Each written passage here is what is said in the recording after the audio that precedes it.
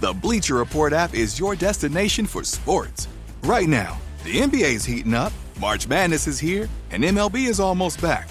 Every day there's a new headline, a new highlight, a new moment you've got to see for yourself. That's why I stay locked in with the Bleacher Report app. For me, it's about staying connected to my sports. I can follow the teams I care about, get real-time scores, breaking news, and highlights all in one place. Download the Bleacher Report app today so you never miss a moment.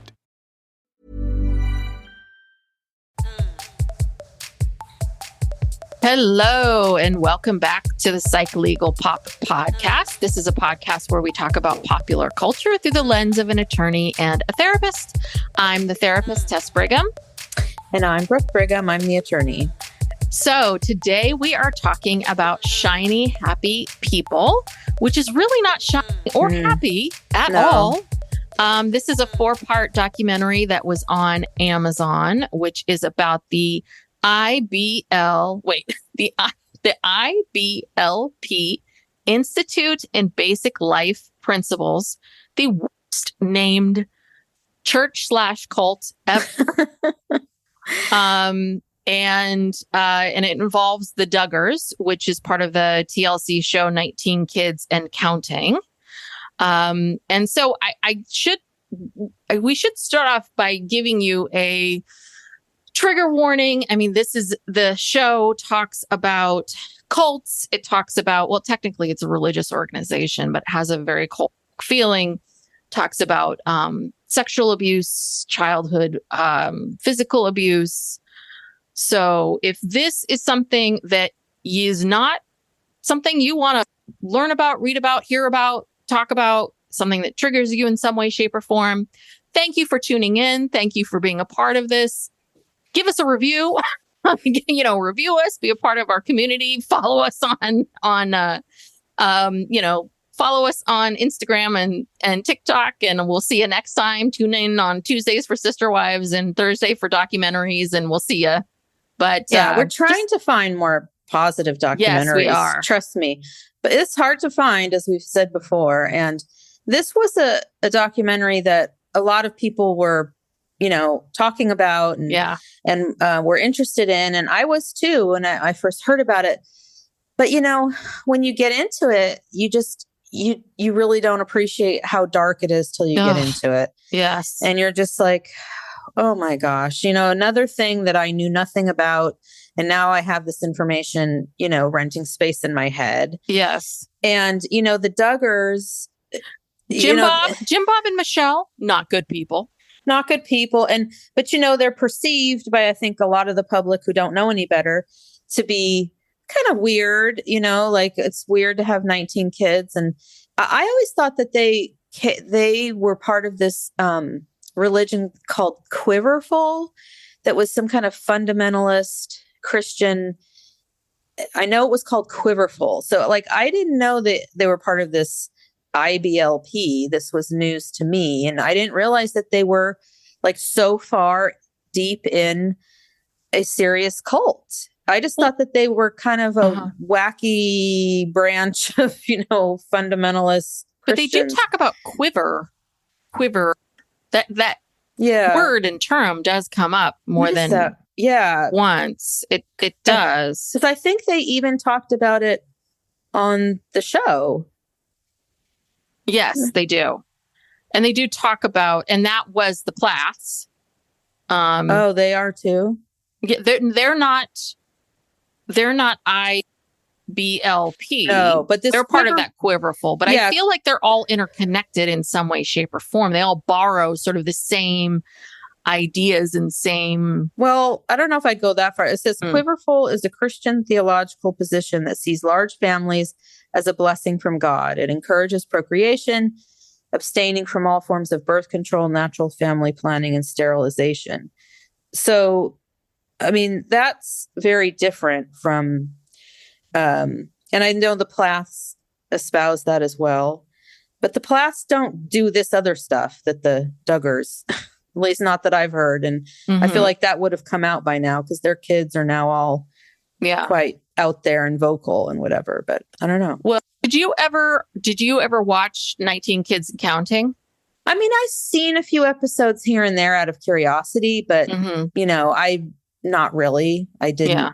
And when I don't know how many seasons it was on, but in this documentary, you see all the stuff that they did on the show. I mean, you can tell from the ages, it must have ran like for 10 years or something, because the kids are much older, and they took all these trips all around the world. And yeah, I didn't realize that they had done a bunch of specials first. And we learned about this in the documentary, that they do a bunch of specials and then it eventually becomes a show, and that there were spin-offs and, special episodes and such. And yeah, I had tuned in. It wasn't the kind of show that I would be like, ooh, I can't wait to sit down and watch 19 Kids and Counting.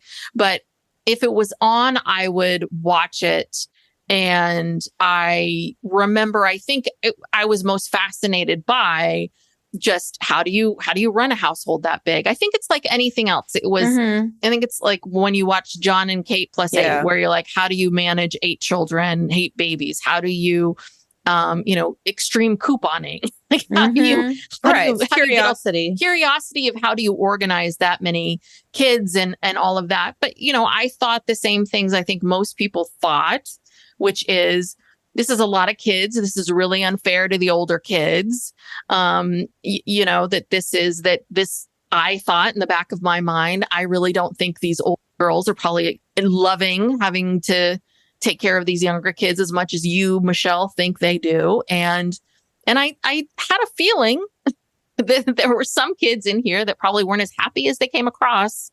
Well, I remember I saw that one of the episodes I did see was when she was talking about how basically she says, the children are mine until I wean them, and then they go with their buddy. Yes. So basically she breastfeeds.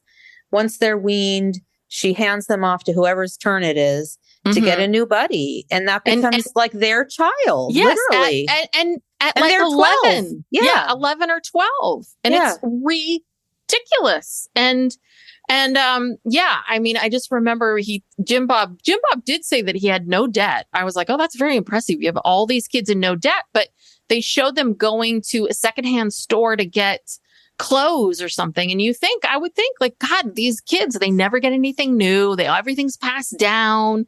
I'm like, God, this is really hard. I mean, I would just think this is hard life. So anyway, so the big episode 1 is called Meet the Duggars. And the big get is that they get Jill Duggar, who's the 4th born, and her husband, Derek. And they are being interviewed for this. And she was the only, she's the only sort of immediate child of Michelle and Jim Bob that we get. We also meet Amy Duggar, who is Jim Bob's niece, who was raised by Deanne. We meet Deanne. Deanne's Jim Bob's sister. And Deanne and Jim Bob were raised, and they grew up very, very poor in this very traditional household. So Jim Bob went very traditional and went very religious. And Deanne was like, I didn't get to be a cheerleader and I didn't get to do anything fun. So she went the opposite direction. So Amy lived this very kind of wild lifestyle, got, boyfriends and got everything that she wanted. So, Jim Bob and Michelle met in 1984 when she was 17 and he was 19. And, Michelle, she was all mixed up in that dating. That dating. That crazy dating. That crazy dating at 17. And what else? She was a cheerleader, out there. Scandalous. And, they went on a date and they talked about God for 4 hours. Wow. 4 hours on that date. And he set her straight. And then you know what happened? This is she's on one of these stages talking about their date. She got on her knees and she gave her life to God. I was just laughing at that. And so originally they thought they would only have a couple kids. And so this was such a weird story. And then Michelle started taking the pill, which I was like, you can do that, Michelle? I didn't think she could. Yeah. And then she had Josh. And then she got pregnant, but she was on the pill. And then that caused a miscarriage. And because never heard of that before, but okay. Because that caused a miscarriage, they then prayed to God And I guess to ask for God's forgiveness for going on the pill. And then God said, okay, you can have more children. We're going to just have as many children as we can. And they were blessed with twins. So that and was they were blessed a with sign, twins. Yes, I guess. and that was a sign. So, but, the thing was that Jim Bob grew up very, very poor. And to support all of these children they were having, Jim Bob had to have 3 jobs. Ay, ay, ay. So, well, that's, that kind of reminded me of Cody Brown, and his fear of poverty. Yes. Maybe growing up poor kind of makes you. Yeah. Although, I don't think Cody's ever had 3 jobs, but. Well, Cody and his wives. That's the thing. Cody married a lot of women. He's got a lot of adults. Right. That's the thing. You gotta have a lot of adults working. But and so I guess in 1997, they go to a pro-life rally at the Capitol and they meet Mike Huckabee. This is in Arkansas. They're from Arkansas, right? At the Capitol in Arkansas. Yeah. Sorry, not Washington, D.C. And Jim Bob, he says, hey, politics might be a good thing to get into. And so he runs twice and is elected twice to the state House of Representatives. And in 2002, he sets his sights on the U.S. Senate. And what he learns is that,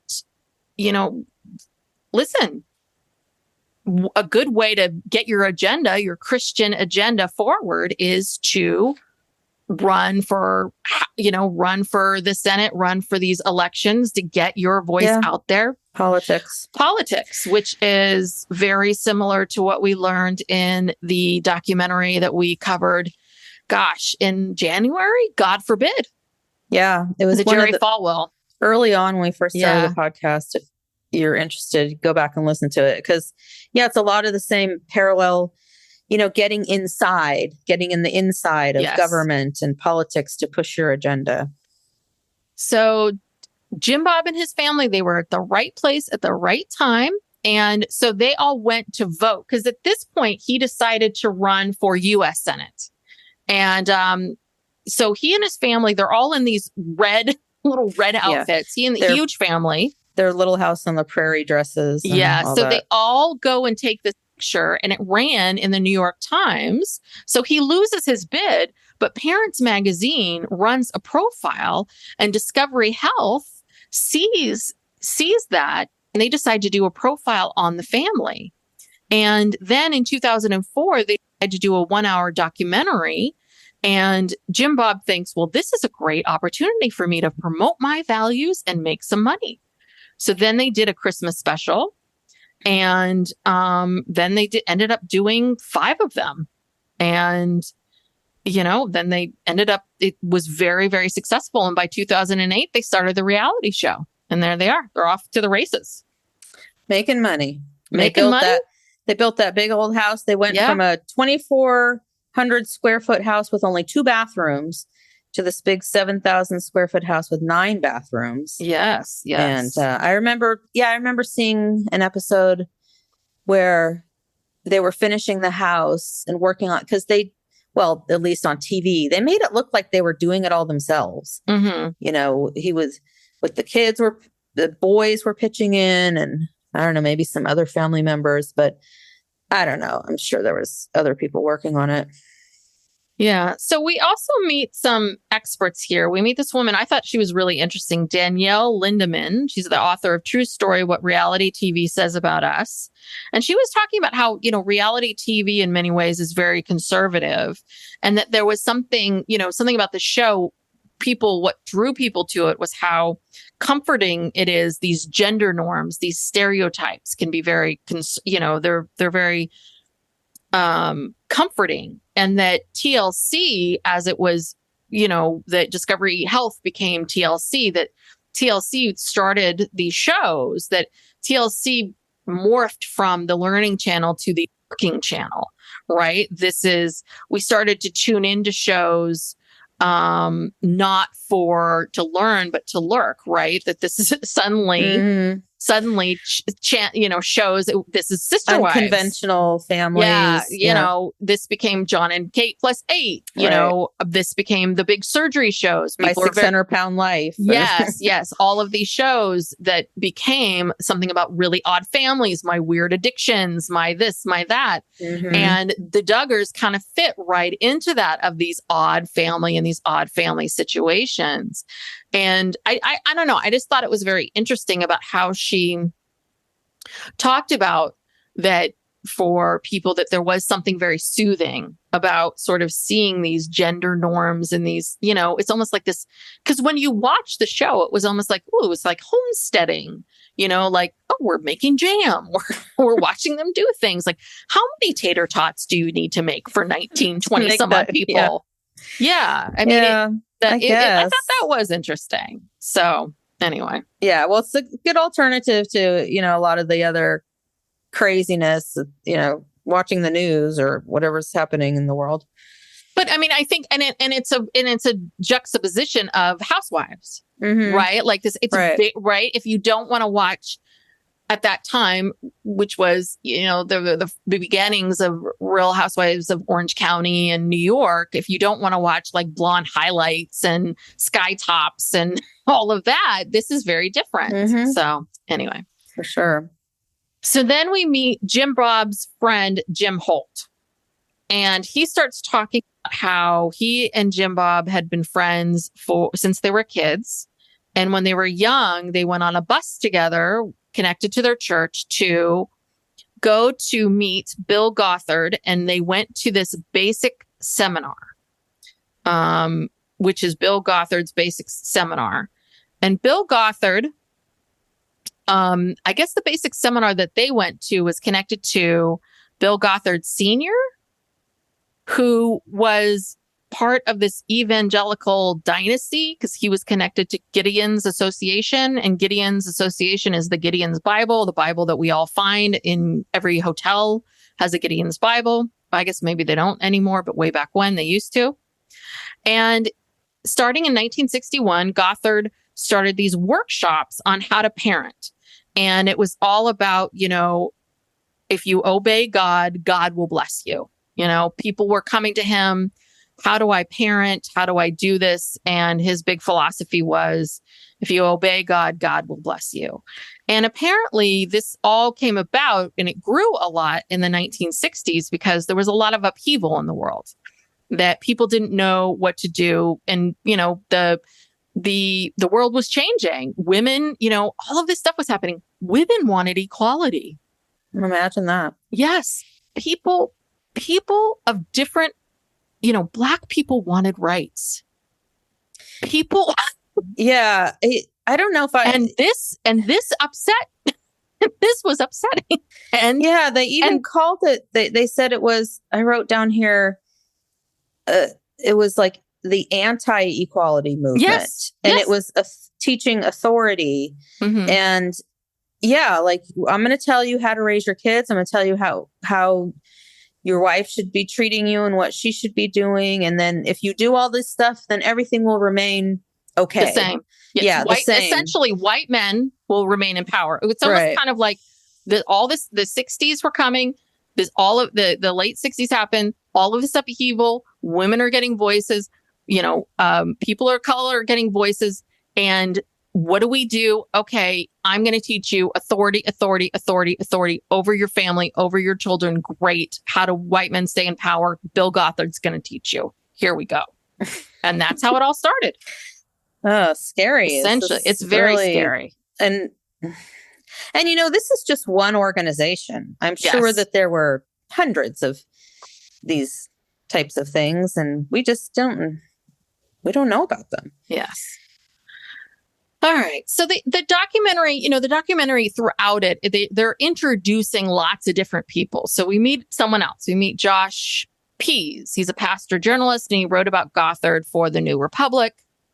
And he starts talking about, so in 1984, they created this homeschool curriculum called Advanced Training Institute. So another part of this is that in order to have control over your family is you cannot have your kids just go to the regular school because they might learn things like they might learn free thinking, critical thinking. Yeah, they're going to learn all these horrible, dangerous things that you don't want them to know. You have your own rights.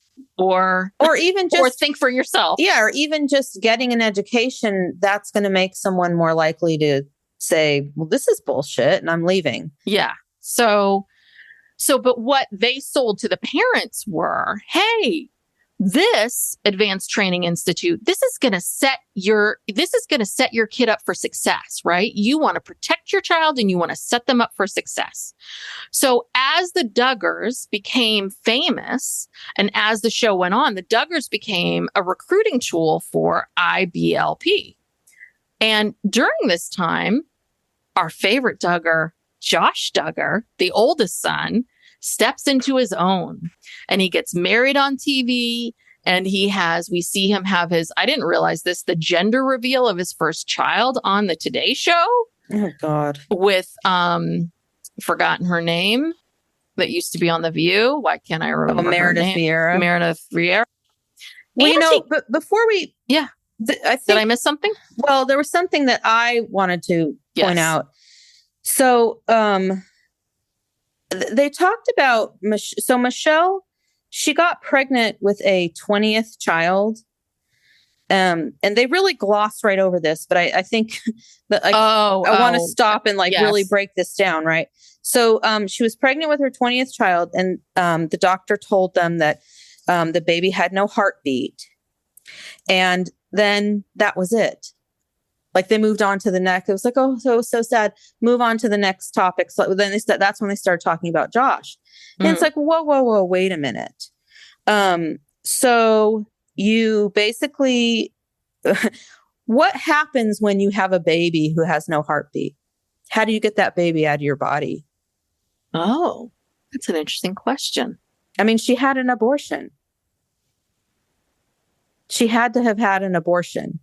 Because the baby, it wasn't a miscarriage. The baby's in there, attached to the womb, but there's no heartbeat. She had to have had a medical abortion to remove it from her body. Oh, huh. I mean, maybe I'm wrong. Whatever happened, whatever method, I don't know if they give you something to induce labor or they give you something I don't know. But I mean, something medically had to happen to get that they've got some out of her body. Yeah. And I'm sure they have some explanation for it. But I was just like, okay. Well, there was one other child too that she had to deliver 3 months early. Yeah. And I remember thinking premature. That is okay. Because you're older, won't be rude, Michelle. Now you're older, you've had so many children, and now you're delivering children that maybe might not survive or are going to have huge developmental problems. Yeah. Because you should probably stop having children. It's enough. Yeah. You should probably stop. Anyway. Yes. Hypocrites. Anyway. And the other thing is Josh gets a job at Family Research Council, which is a very conservative lobbying group. Oh, the hypocrisy. Yeah. So on May 19th, 2015, an anonymous, I didn't know this is how this all started. This was all news to me. An anonymous letter is sent to Oprah, not Oprah, but Oprah Studios and her company that was a decade-old police report of Josh's molestation. So Josh, while he was 14 or 15, it said that forcibly touched 5 girls in 2002, 2003, some of who were his sisters. And so we're back to Jim Holt, which is Jim Bob's childhood friend. And he found out in March 30th, 2003, and he was devastated that apparently Jim Bob went to him and said Josh got himself into some trouble. He touched his sister. He told him he touched his sister inappropriately, that he's been doing it since he was 12. And at this time, Josh was dating Jim, and I guess the wife's name is Bobby. He was dating their daughter. Kaylee. Deidre? Oh, Kaylee. Sorry. Kaylee, yeah. And I guess Bobby said to Michelle, wait a second. Were you going to tell us? And Michelle said, no, we weren't going to say anything to you until after they got married. If I was this mother, I would have walked right over to Michelle and fucking strangled her. No, we weren't going to say anything to you after they got married. Well, I would have strangled her. And they probably weren't going to say anything ever. I mean, come on. No. And so how did it get? So if there was a police report, it was suppressed obviously by somebody, Bob got to somebody in the police department. Yeah. Well, that's what Jim Holt said, that the police officer that ended up taking the report was a friend of Bob's. Mm-hmm. Okay. Yeah. How convenient. So, but apparently Kaylee was the carrot that Jim Bob and Michelle were using for Josh, like saying, you need to behave. You got to stop acting out like this. And, you can date Kaylee. I don't know, the whole thing. Yeah. And I'm sure it happened more than, yes. This was just one report. I'm sure he had started doing it at whatever age he started doing it and probably never stopped. Yes. Oh, yeah. Well, we know he never stopped. Until he got married. And then maybe even after he was married. Who knows? Who knows what this guy has done? Oh, yeah. So, and of course, the irony being that Jim Bob wrote a sex offender bill while he was in office that technically his son should be on. And so Jim Holt said, what are you talking about? Like, you need to turn your son in. He told him you need to turn his son in, and they went to police. And so Jim Holt is like, wait a second. I thought, he realized that Jim Bob really downplayed everything, that, he wasn't being honest. And then he learned later that this trooper that they talked to was a friend of Jim Bob's. And that, so the way they quote unquote, solved the Josh problem was that Josh went to one of Bill Gothard's special camps. And while Josh was at one of these special camps, this was when Parents Magazine, the thing that put them on the map, the thing that got Discovery Health interested in them, that's when Josh was at that camp. So they just brought him right home and got ready for the photo shoot. Yep. So while Parents Magazine is writing this article about this amazing, wonderful Christian family, their oldest son is being, not really treated, but basically is molesting his sisters. Yeah. And that's the end of episode 1. Good times. Delightful. Yes. Oh, God. Okay, episode 2. Okay. Oh. Growing up Gothard. All right. So now it's after 2015, and so this is after 2015. All of this stuff about Josh has come out, right? And they're like trying to figure out, what do we do about Josh? What do we do about Josh? It's the aftermath of Josh. And so Michelle and Jim Bob, they go on Fox News to answer, right, these questions. And Jim Bob, this PR of the two of them is the worst. Jim Bob's like, Josh is curious about girls. He just touched them, over their clothes. Yeah. They didn't even know it was happening. They didn't even know it was happening. Come on. Is that really anything? I love Jim Bob talking for women everywhere. He is the worst. He's crap. He says everything with such a straight face. No, nothing bothers him. Just cool as a cucumber. Yeah. Yeah. No, Jim Bob's great. Well, because you know what? Jim Bob, because Jim Bob is the most entitled piece of shit. Do you know what I mean? Jim Bob feels so entitled to his opinions, to his feelings. And you know what? He does not think about either of his daughters at all. He doesn't care. He does not care. And he does not he also think doesn't care about about either of them. his son. No, he doesn't care He about doesn't any of care them. about truly getting help for his son or. Yeah, no, he cares about keeping, you know what he cares about? And this is what he puts on everything, which is, this is for God. This is for my message. This is for this. And for money. And when I get to the pearly gates, this is all gonna work out for me and blah, blah, blah. And it's like, well, Jim Bob, I don't think it is. Good luck with that. Good luck. I'll see you, maybe we'll see you there. Maybe we won't. So yes. So Jim Bob claimed to everyone that Josh had changed when he came back. He hadn't. So poor Jill and Jessa, really felt a lot of weight on them. So at the same time, there was a bit of a 1-2 punch because a couple months later that August, the Ashley Madison's scandal broke. Oh, yeah. And apparently Josh was on the Ashley Madison site. Now, if people forgot about Ashley Madison, this was a website that you could use where married people could go on and cheat, and you could cheat with other married people and everyone knew you were married. And apparently Josh was on there trying to meet other married people.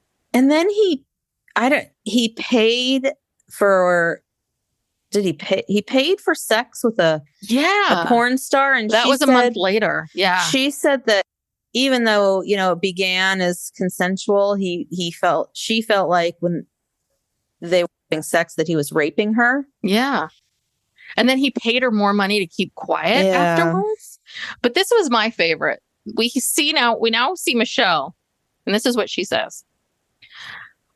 I don't think I need to talk to Josh. I'm going to talk to our Heavenly Father. This is a parent of 19 children or 20, however many she has now. This is a parent, people. This is a parent. So, and throughout this, we meet a lot of these ex-IBLP kids that were part of Gothard's church, that were, whose parents got them into this homeschooling propaganda, and just about how they, just about their lives. We meet Tara and Floyd Oakthorpe. We meet Heather Heath. We meet Tia. We meet Chad Harris, Laura Smith. I was just writing down their names. Now, this hands down, this next section, this is my favorite part. And actually, I even drew a picture, Brooke. And I'm going to explain this to you because I showed this to Steve too. Now, this is Bill Gothard's big idea. His big idea, which is the umbrellas. Oh, yeah. Okay. Now, everything's a big umbrella. First, the big umbrella is Christ. So Christ, this is how you have to picture your life. First, there's Christ, and Christ is this giant umbrella over all of us. Underneath Christ is a smaller umbrella, which is the husband. And under the husband protects the family and provides for the family. Now, underneath the husband is a smaller umbrella, which is the wife, right? And the wife, now, husband obeys Christ. Mm-hmm. Now, the wife obeys the husband. Mm-hmm. Underneath the wife are the children, and the children obey the wife, and of course the husband, and then they are also the managers of the home. Now, so the Christ, now all these umbrellas are getting smaller and smaller, so the Christ is over everybody. And now, if you go outside of the umbrellas on either side, and if you expose yourself to Satan's control.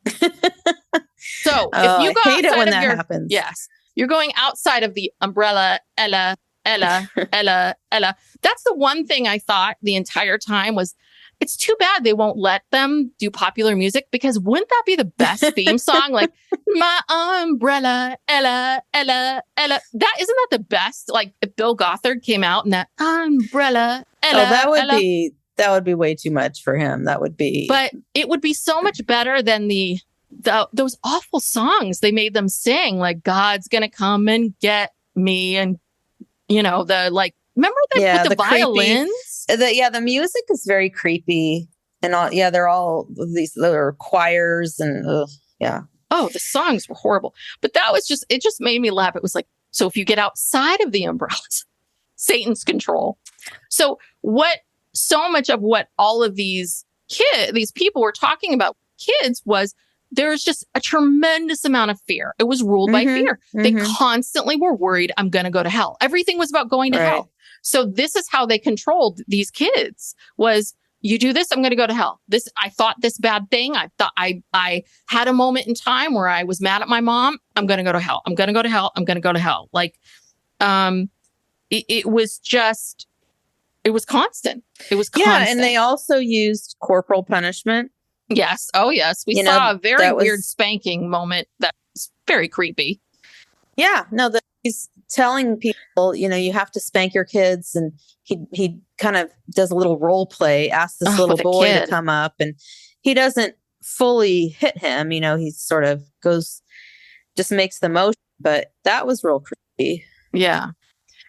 So, yeah. And so in the homeschooling, they created these, what they call wisdom booklets, and there were 54 of them, and essentially all based on Sermon on the Mount. But, at the end of the year, you just do them all over again. And what a lot of them saying is none of them got a good education. Yeah. They got no education. They got no education. I don't know if you saw this recently. Leah Remini posted this on Instagram where she talked about like how 35 years of being a Scientologist, she had no education and she just finished her second year at NYU. I mean, this is huge. Yeah. And that's one thing that's not talked about is people who are in these religious type cults, let's call them what they are. But they are not getting any kind of education at all. They're not learning crap. So they're not learning history or English or math or science or nothing. They're just reading these booklets over and over again, the same year after year, about literally putting the fear of God into them. Yeah. So that they won't do anything. They'll just be obedient and stay ignorant. But Gothard says he promised that this education is equal to a high school diploma, pre-law, and pre-med degrees. Brooke, do you feel like these 54 booklets are close to kind of what you did, maybe pre-law? Well, I haven't read them, but I kind of doubt it. Yeah. Yes. Jim Bob said the evolution being taught, it's all unscientific. Evolution is totally unscientific. Well, okay, Jim Bob. Yes. And one of the things I love this, and they have these smattering of things, right? And they talked about how it was just one of these things where more and more rules. They just more rules. Like anything happens, more rules. No listening to music. The rock beat has been traced back to satanic rituals in the jungles of West Africa. So we can't have rock music. And one of the reasons why Michelle's voice is like this meek, mild, is part of this is they want mild women. They want the dresses, right? Because they want women to, the long curly hair. And that we saw one woman talk about how, her husband wanted her to wear pants. And so much about being a good wife is like being beaten into submission. Like being a good wife is just, being beaten down. So you're this meek. Yes. Okay. Well, someone in the documentary said that that's not Michelle's real voice. Oh, no, I don't think it is. But that's how she has to present herself to the world. That's how she presents, but that's not her real voice. Yes. But the thing is, why is clothing a problem? Because clothing's a problem because men have a problem with their eyes. It's not a man's problem. It's a woman's problem because men have problems with their eyes. So what's the solution? It's for women to make themselves feel like crap and get smaller and weaker, right? I mean, these are my own words, but this is what women are being taught, right? Like, which is women, because men can't control themselves, because they, can't potentially control themselves and at all, women have to repress themselves. And there's so much repression of sexuality and fear of nakedness and sex and all of that. This is what's being taught. And this is what all of these ex-members are talking about like how they treat sex in this religion. Well, yeah. And meanwhile, all these men are, molesting all the girls and rape, probably, spousal rape and all kinds of stuff. Oh God. Yeah. Well, and then apparently everyone has a spiritual gift. This is it. You're either a prophet or a mercy. And apparently men are all prophets and women are all mercies. So men can be jerks and women just have to take it.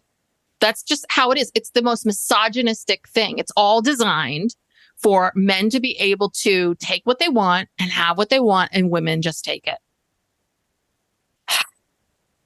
So the way it works is, children aren't allowed to have a voice. You couldn't disagree. And you spank children until they behave. Hey, into submission. Yeah. Do you want to talk about Michelle and the blanket training? Oh, well, that was just a piece of work, huh? From what I recall, so she puts a blanket down on the floor, and if puts the child in the middle of the blanket, and then if the child tries to crawl off the blanket, she basically hits the child, like hits and grabs the thing that they want. They put something just out of reach that the child wants. Right. So then the child tries to go off the blanket, tries to get the toy or whatever. So they just like swat them with a switch or a stick, or they said you can use a glue stick. They listed off all these things, a PVC pipe. Mm-hmm. Things that won't make a mark. That's the other thing, because they don't want to get in trouble with CPS or one of these, right? Well, yeah, they will make the hand red, but it'll go away quickly. And someone posted, I don't know if it was in the documentary or, it was, where the youngest daughter, Josie, yes. They showed her after she'd gone through some session, blanket training or something, and her hands are just beet red. And you can tell that she's just gone through this thing with her. And then this little girl who's only like maybe 3, she's very like articulate. And she's repeating these things that Michelle is saying to her about being obedient. Yeah. And I mean, it's just sick. Yes. Super sick. The whole idea of it is that this is supposed to be encouragement. Like, do you need some encouragement? And the encouragement are the rods. And the whole blanket training is about breaking the rebellious spirit. Like, we're going to give you something just out of your reach that you want. And if you continue to reach for it, we're just going to beat you and teach you can't have that. So what this has done is, this training for these children this is perfect grooming for children, because you're teaching kids, you're developing kids and teaching them your body's not your own, and I think one of the ex-BLP members said it so well, which is every father is a cult leader. Mm-hmm. Every home is an island. Mm-hmm. And every child, is obedient, will not say no to anything, and doesn't see their body as their own. Yeah. So and here you go. That's why when they all get together, all these little kids, they stand perfectly still. They, everyone is always just perfectly in formation, and nobody's talking or laughing or going out of line. And they're like robots because they don't want to get beaten. Yeah. Ugh. And women aren't an authority over themselves. You're an authority over your father's an authority over you. And then you get married and your husband's an authority over you. I'm like, does this still exist? I think so. Does this group still exist? Yes. Because that's the other thing.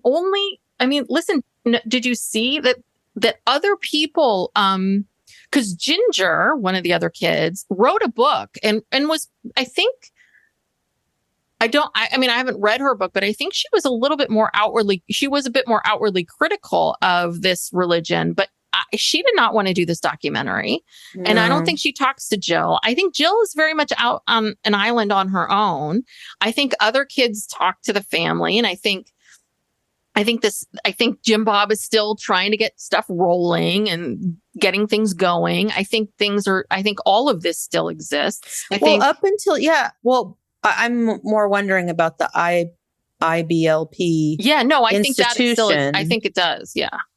That's what I'm saying. I think they're all still part of it. This is sort of jumping ahead a little bit, but once Josh Duggar got in trouble, they found out what he had done. They really couldn't do that 19 Kids and Counting show anymore. So then Jim Bob got TLC to agree to do a show just based on the daughters. Yes. And they never got paid a penny for any of that. They all signed these contracts where they basically got nothing, and they were obligated to do all these shows. They were broke. Totally still under his control, and so afraid, even though they're married and they have husbands and some of them have kids, it's like they're still afraid. Like Jill was, she's like, I'd never said no to my family before. Yeah, she had no idea. Well, and that actually, you're right on schedule here. I mean, the one sort of significant thing is this is from the second episode. We see Jessa and Jill go on Megyn Kelly to talk about Josh. And they, of course, had to downplay the abuse and what happened. Right. And of course, they felt awful. But yeah, basically, Jim Bob tricks Jill into signing a contract to do that counting on, because they wouldn't do the whole family anymore. So it's all about Jill and Jessa, and they tricked them into doing it.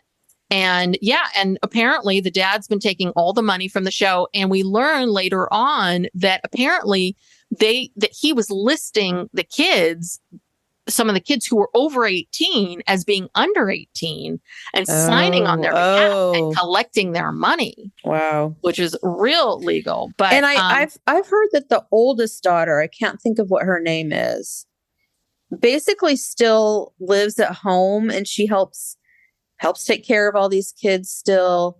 And she is, I guess loyal to her parents, and is just too afraid to do. I've just seen that on social media, people talking about her. I can't remember her name, but that's really sad too. It's like, yeah. Well, and so the third episode, they get into a lot. I mean, it's a lot of the stuff we already know. Like, they get into the whole thing. Like, apparently Gothard, has a bunch of these programs, these training programs, which for kids. And this is one of the programs where Josh went to. And really, they're just like work camps for children. Very similar to what they did with Scientology, where they have children, working 15, 16-hour days for no money, for terrible abuse, for all of this stuff. And, shame and fear keeps you in line. And of course, everyone thought Gothard was living this, this very pauperish lifestyle. But of course, he is living this fantastic lifestyle of private jets and huge houses and all of these things. And of course, they're hobnobbing with Mike politicians, politician Rick Perry, Sarah Palin, David Green from Hobby Lobby, and all of these places. But during this time, Jill and Derek, Jill this is Jill's process where she's starting to put her foot down, and they decide is it Costa Rica? Costa Rica. I think, they go to Costa Rica, and they're like, I don't want to, I think, did they have a baby at that? She at first said, I don't want to have my baby on the show. And then they get pushed and pushed and pushed. And they were like, okay, well, you don't have to have the baby in the show, but will you film it? And then I think eventually she just was on the show. Gave in, yeah. And then they were in Costa Rica. I'm sorry, Costa Rica? Yeah. With the baby. And they're pushing her and pushing her. And she's like, I don't want to do it. And then they bring up the fact that she signed this contract, which she was like, oh, I did. Okay. So she ends up having to go back. And it wasn't until Derek confronts Jim Bob and says, hey, wait a second, what's going on here? And Jim Bob sort of drags his heels and he's like, well, what do you want? Do you want $10 an hour? $10 an hour? What is that minimum wage in Arkansas? Like, what is that? And he's going in circles with him, like back and forth, back and forth. Yeah, that Derek, he didn't seem very forceful.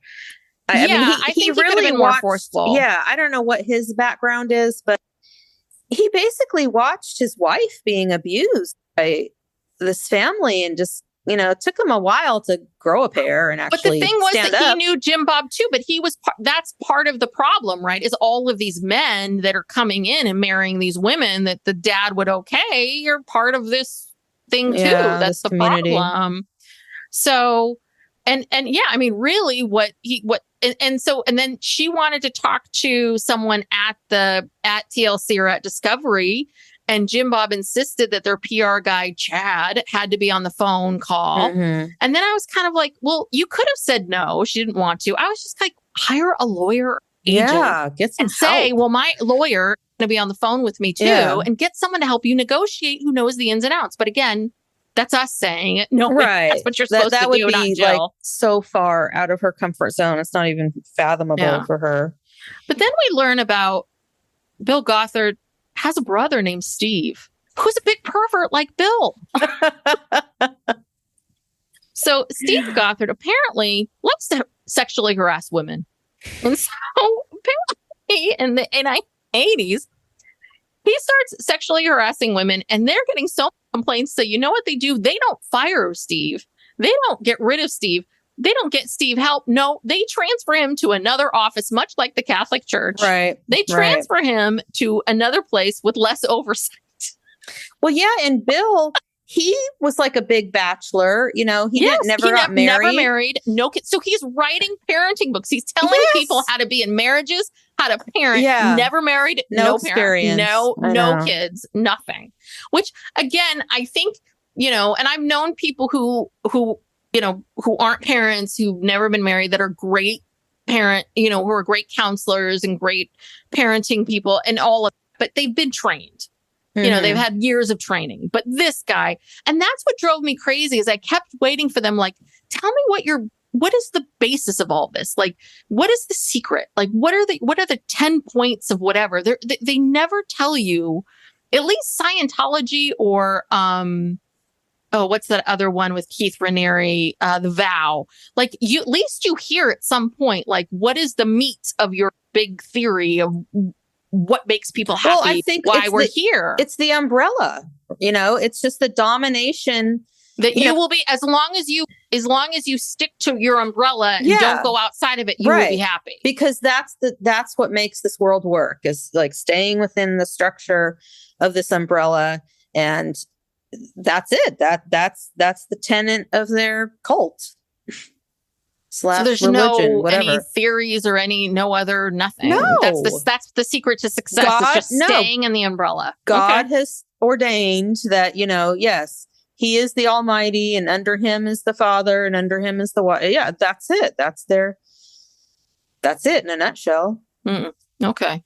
Maybe I got to get some of those booklets and see Pretty if there's anything good in there. But it's easy to understand, you know. I mean, easy to grasp.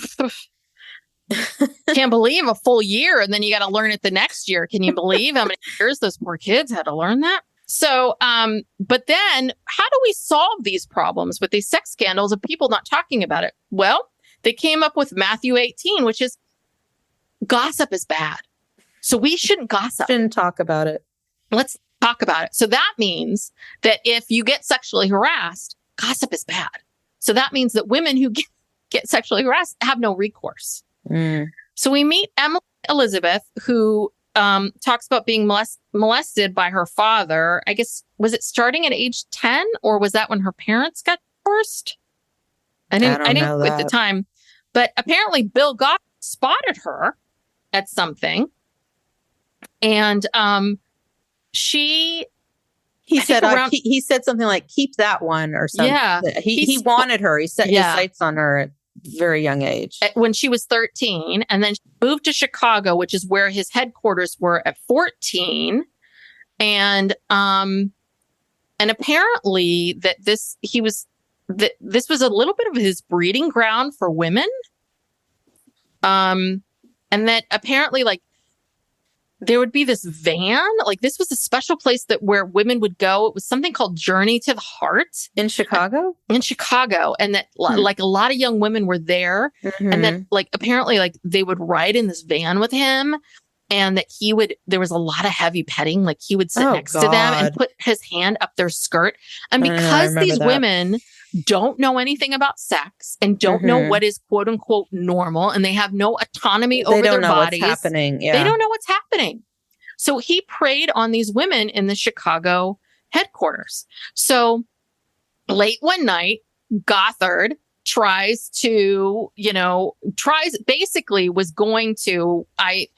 any money was going to rape Emily Elizabeth. And thank God there was a male staffer there. He saved her and she got out of there. And then Emily Elizabeth goes back home and she finds a website called Recovering Grace. And it's basically an entire website devoted to women accusing Gothard of rape and molestation. She tells her story. And, you know, of course, he gets mad. You know, she's asked to remove her story and all this kind of stuff. But eventually the stories get bad enough and the people there realize, like, we got to get rid of Gothard. We got to oust this guy because this whole operation is worth 90 million. And, you know, this guy's going to bring us down. And then there was talk of, like, apparently is Jim Bob and Michelle, are they the replacement? And because they now are, like, urging people to move to Arkansas and talking about the thing. I don't know. I don't think they are, but that's the end of episode 3. Oh, we're almost there. The last episode's short. This is called episode 4, Arrows Activated. So now it's 2019 and Josh Duggar, gosh darn it, Josh Duggar was not cured by the camp and his parents ignoring all of his problems. Josh Duggar was arrested again for downloading and possessing child porn. And TLC is really going to distance themselves from this family. They are not moving forward with the reality series. Well, and you know, this was awful. This was awful, horrible child porn. And they suspected, I think, some of the images may have been of his siblings. Oh, really? Yeah, that's what I heard. Oh, I heard that some of it apparently, did you see this in the court transcripts? That some of it was stuff that people who are professionals that have to look at this stuff all the time were like, this is the worst, some of the worst stuff I've ever seen. And they were infants. Yes. And you're just like, where? And this is he had small children. And this is the part where you're like, how do you get here, Josh? I mean, this is the part. I'm a therapist and I'm like, this is a subspecialty where you really have to subspecialize in working with this population. But this is one where I really don't understand how you would want to watch a baby being tortured. Yeah. I really don't understand that. Do you think I don't understand any of it, but I really, really don't. That one. You think he was sexually abused as a child? Maybe. I wouldn't be surprised if maybe some pastor, some counselor, some pastor. I don't think it's Jim Bob. Some older kid or something. Some older kid. I could believe that. I could totally believe that it was some older kid. I mean, it's rampant. Look, it's rampant in our society. It is. In general, but it's especially rampant in institutions that promote secrecy and use secrecy and scare tactics and fear and whatever is part of their, part of keeping people in line. Well, and I also think that when you don't, I think when you make sex and sexuality and your bodies and your changing bodies and what's happening to you, when you make it such a mystery and so weird forbidden and so forbidden and all of this.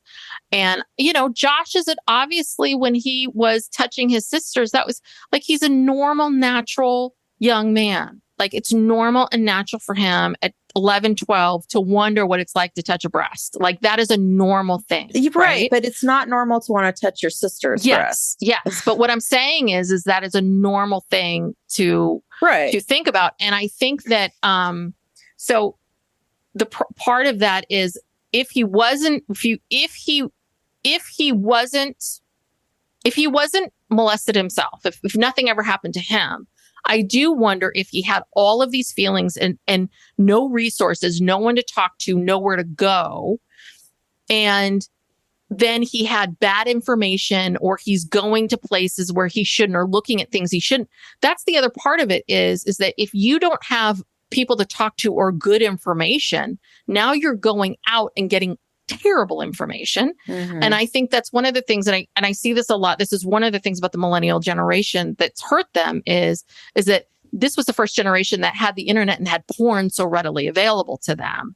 And so for a lot of them, especially young men, they have a different view of sexuality, and a lot of young women feel like they have to be these porn actresses and placate men. And And a lot of men feel like they have to be a certain way, and they don't see sex the same way. And so I do wonder if maybe did Josh go and seek things out that he shouldn't have been seeking? Do you know what I mean? Seeking things out that maybe he shouldn't be seeking out, and thinking that sex was different than it was. I don't know. But even if that's true, there's a long way from that to watching infants being sexually assaulted. So I don't know. I don't even want to talk about it anymore. It's so disturbing. But that was from 12 to 30 something. So I mean, that was a long way. I'm just saying so really that would be one way, but most likely the only way we can see Josh as a human is to believe that he was molested himself, because that would be the only way to make sense of this. Because do you know what I mean? Or he's a monster. Well, we don't know. He's in prison for like 13 years now. So, well, hopefully he gets the help. But poor Anna Duggar has to freaking stay with this guy. Well, because she has no choice. Well, I don't know. I think she's been distancing herself. She's wearing pants. Oh, she is. Ooh, good for you, Anna Duggar. She's wearing pants. She's dressing her kids in her girl pants. Oh, good, and good. Michelle Duggar's very upset about that. Oh, good. She's starting to go to. I don't think she affiliates with their church or whatever they were doing. She's doing something on her own, doing something else. I think she's slowly breaking away. I mean, she was raised in this culture too. Mm-hmm. So, she has her own unraveling, that she needs to do. And I think she started that process. And I mean, she's not going to just sit around and wait for this guy for 13 years. Yeah. I mean, 13 years is a long time. This is actually the best thing that could ever happen to her. Yeah. Honestly. Yeah. And actually him getting 13 years, like if he only got like a couple years, she maybe could have held on, but 13 years, this is, I think it's 13 years. I don't know why I have that number in my mind. He's gone for a while. He's gone for a long time. It's like double digit time.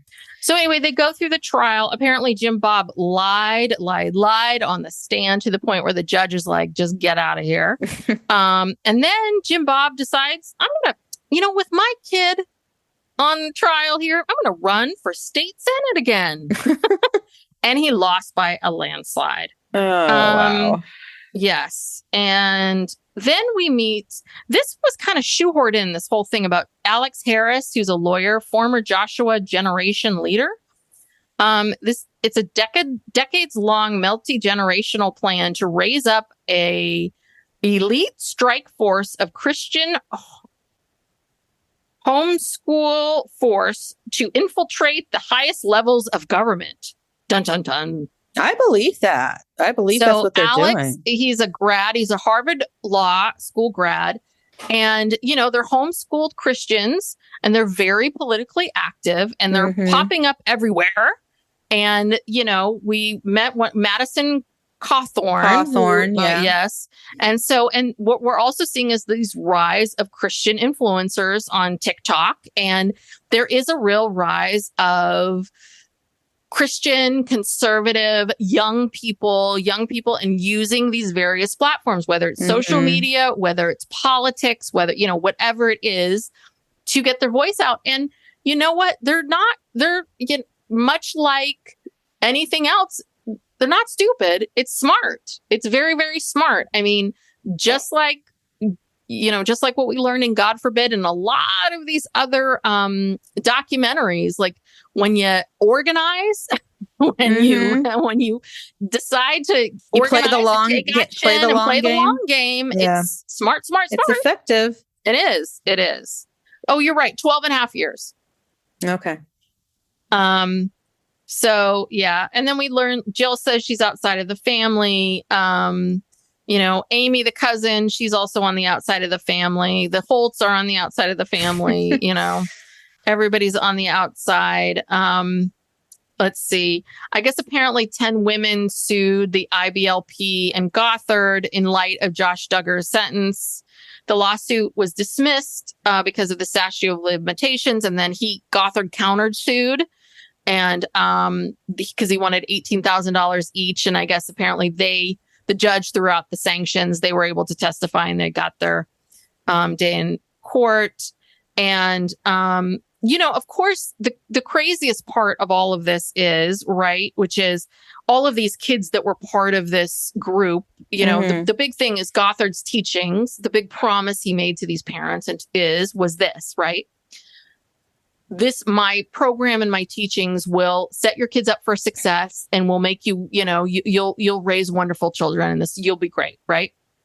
And all the kids are talking, right? And they're like, one kid's like, well, I had a drinking problem. This other kid's like, well, I was stealing. This person, has panic and anxiety.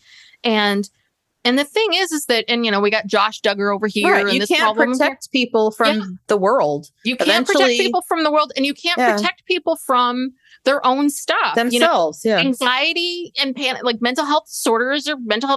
Like, the thing is that this thing that you're trying to protect people from, it's like, you can't protect people from the world. You can't protect people from themselves.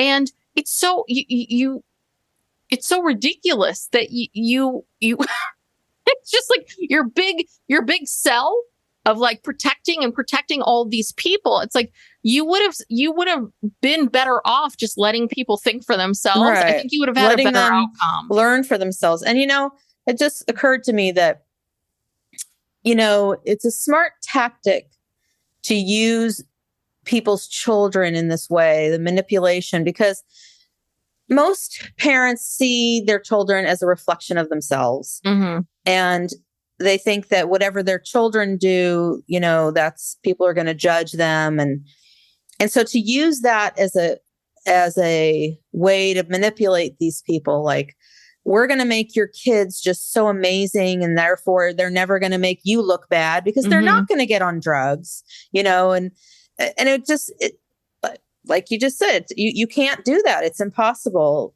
But I wonder if, there's like more of a pull in there because they're using parents' fears, but parents are the easiest people to get something out of. Like, we'll buy 27 products if you tell us, well, this is going to make our kid, not cry or, be happy or want to eat this. Or, how much money do we waste on stuff, thinking, oh, this will be the answer. And, and paying for these expensive college counselors or whatever, so your kid can get into the best college. I mean, it just never ends, it's like, it's very manipulative. I go through this all the time. Parents call me constantly with like, oh my God, I'm so worried about my child. I'm so worried about this and that. And they will spend any amount of money for their child.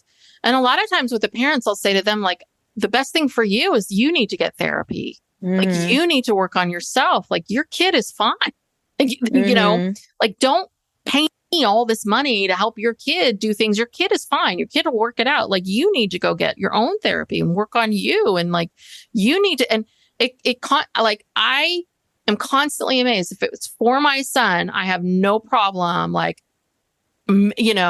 spending the money. But if it's for me, I'm like, oh God, should I really spend that kind of money? Should I really get this $10 shirt from Old Navy when I don't really need this. But my daughter wants some expensive shoes, for whatever. Oh, sure. Here's my credit card. Yeah. It's and the other part of it too, is there's such judgment, especially for mothers. If you have, and I remember those times when you have a screaming kid, like at the grocery store. Yeah. Like, what's wrong with you? Yeah. Or you tell your kid, no, you can't have that chocolate bar, or you can't have this, or no, you need to wait for dinner, or whatever the issue is.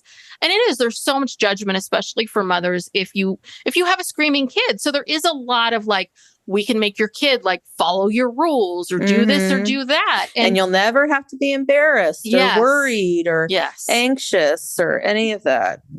If only. Yes. But when they tell you that you're going to break their spirit and you're whacking their hands every time they try to grab the teddy bear, like, that's a point where you go, maybe this isn't for me. Maybe this is a little too far. I'm homeschooling them, and you've got 54 booklets, and I'm turning over the booklets, and there's never any math. And there's never any English or history or any electives or PE or anything. That's a problem. So, well, I hope that we've seen the last of the Duggars. I hope they don't get any more television shows. Yeah, I'm done with Jim Bob and Michelle. I'm done with all of them. And I'm sure that, Jill and Ginger and whoever, I'm sure they want to move on with their lives. And I'm sure they don't want to be part of this anymore. Yeah. And it must really, really suck that they don't get, because I think Jim Bob got a lot of money off of them. And that must really, really, really it's totally ripped them off, and has no, he doesn't care. He doesn't care because he feels like, well, I'm the dad and I provided for you and I'm entitled for this and I'm blah, blah, blah, blah, blah, blah. It's like, well, you know what? He barely did anything. I mean, especially if Michelle was handing off babies to Jill at whatever age. Yeah. Come on. I just love all these I love all these parents that take this attitude of, well, I made you and I did this and I did that. It's like, you know what, parents, you chose to have your children. Your kids don't owe you jack squat. I'm sorry. I hate all these parents that take this attitude of like, I did this for you. I did that for you. You owe me. It's like, you know what? You chose to have the child. Yeah, they didn't ask to be born. You chose to have this child. You make the obligation. You do what you need to do. Listen, at a certain age, yeah, you are not obligated to take care of them for the rest of their lives. That's fine. But like, they are not required to take care of you for the rest of your life. And they are not required to be your servant or you do not get to be a martyr with them forever and ever. Listen, we take care of our parents because we love them and we care about them. And they did a lot for us. But we are not obligated to do it. We choose to do it. Mm-hmm. So, yeah. Anyhow. Anyway, another that's it. Happy, another happy, shiny, happy documentary. Yes. All right. Well, so thank you so much for tuning in. I know this is a long one. Shiny, happy people, but we appreciate it. If you like this podcast, please give us a 5-star review and write a few kind words. We really appreciate it. What else? Please subscribe to the podcast. Subscriptions really do help us. And what else? Tell a friend, tell 10 friends, follow us on, Psych Legal Pop on both TikTok and Instagram. And I think that's it. Well, let's promote our, Tuesday. We do Sister Wives every Tuesday. We're doing the Sister Wives Rewind. We're on season 3. We're just about to do the season finale. Soon. Season 3. That'll be next week, I think. And then Thursdays, we do documentaries or other shows coming up. We're going to be doing the Michael J. Fox documentary next week. And then the week after, the Sex and the City, and Just Like That is returning to HBO. Well, I guess it's now called Max. So we're going to do a recap of the first season of And Just Like That. And then we'll, weekly, we'll talk about it. Oh, I'm so excited. I'm very excited. I'm like, I've been reading reviews of the first season of Just Like That. And I'm like getting all excited to talk about all my things that I have to say about the first season. Yeah, we're going to do a little recap of the first season, refresh our memories. I know my memory needs to be refreshed. Yes, yes. So that's exciting. It is exciting. Yeah, we're always open to suggestions. So just drop us a line on Instagram. But we're looking for happy. We really we're kind of done with child molesters. I'm so sick. I am so sick of white men trying to stay in power. I hate them all.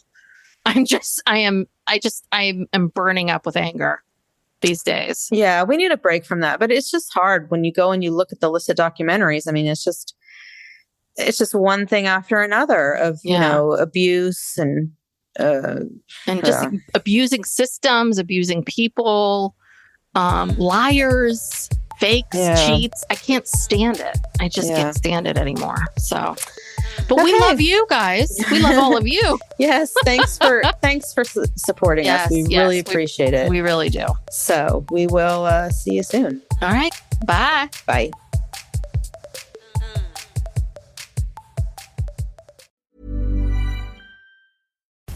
The Bleacher Report app is your destination for sports.